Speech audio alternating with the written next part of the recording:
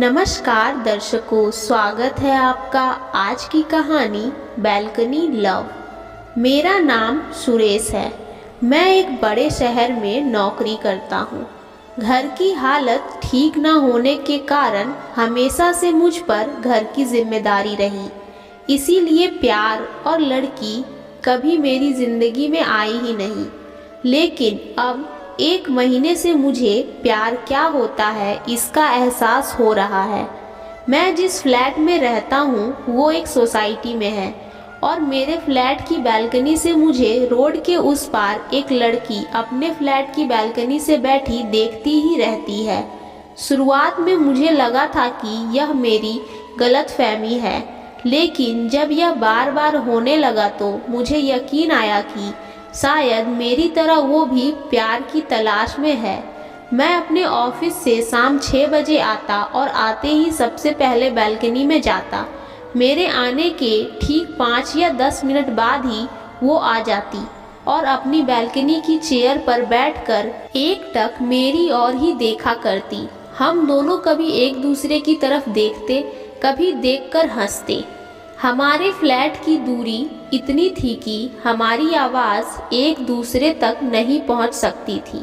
शुरुआत में मुझे लगा कि मैं पागल हूँ, लेकिन फिर धीरे धीरे मुझे यह अच्छा लगने लगा।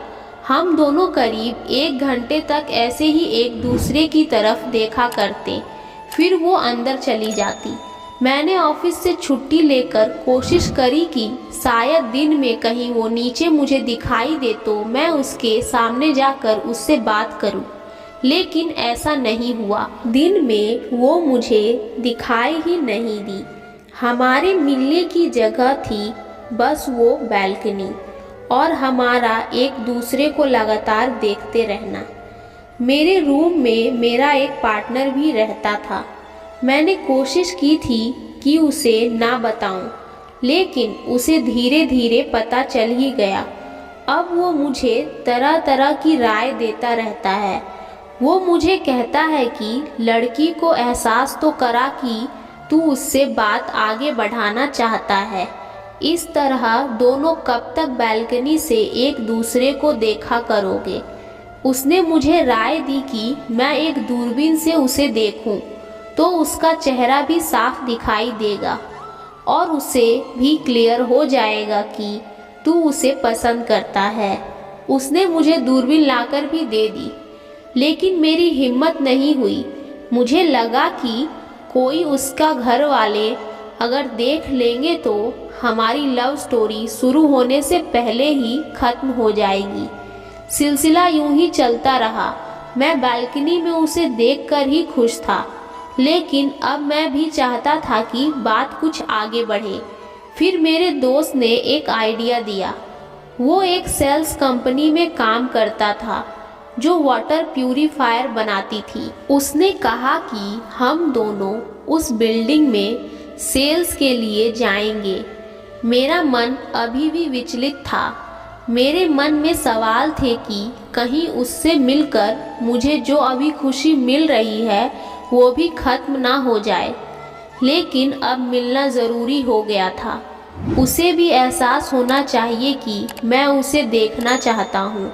आखिर वो लड़की होकर पहले किसी भी बात की पहल तो कर नहीं सकती।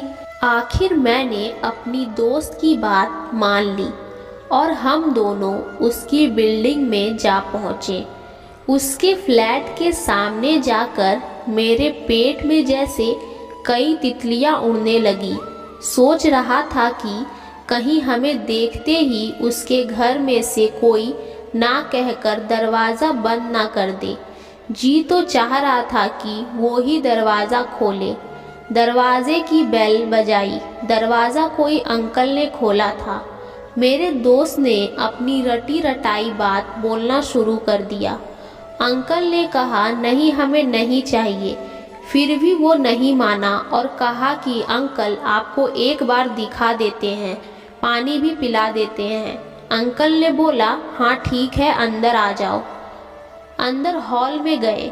सोचा था कि उसके घर जाते ही वो दिखाई देगी, लेकिन ऐसा नहीं हुआ। बेडरूम के दरवाजे बंद थे। हम लोग अंकल को डेमो देने लगे।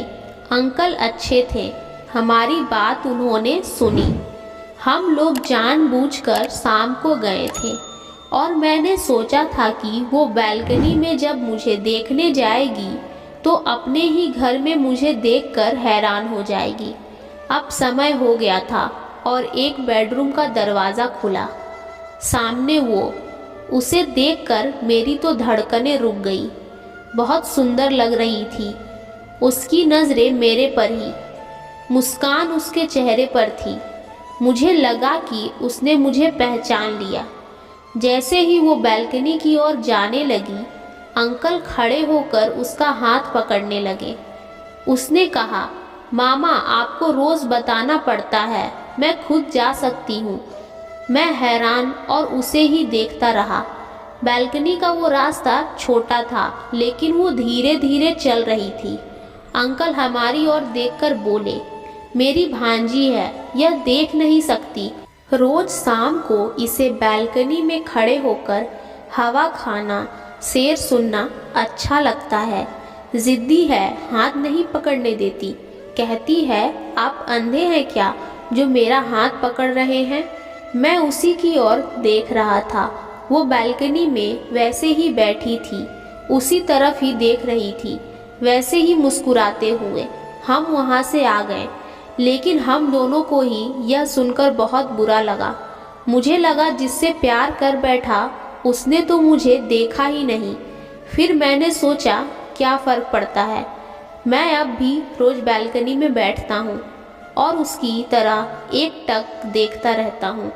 मुझे बस यही चाहिए था, इससे आगे मैं सोच नहीं रहा था। तो दर्शकों, आपको ये कहानी अच्छी लगी तो वीडियो को एक लाइक ज़रूर कर दें और आपकी क्या राय है हमें कमेंट करके ज़रूर बताएं और साथ ही इस स्टोरी को अपने दोस्तों को भी शेयर करें।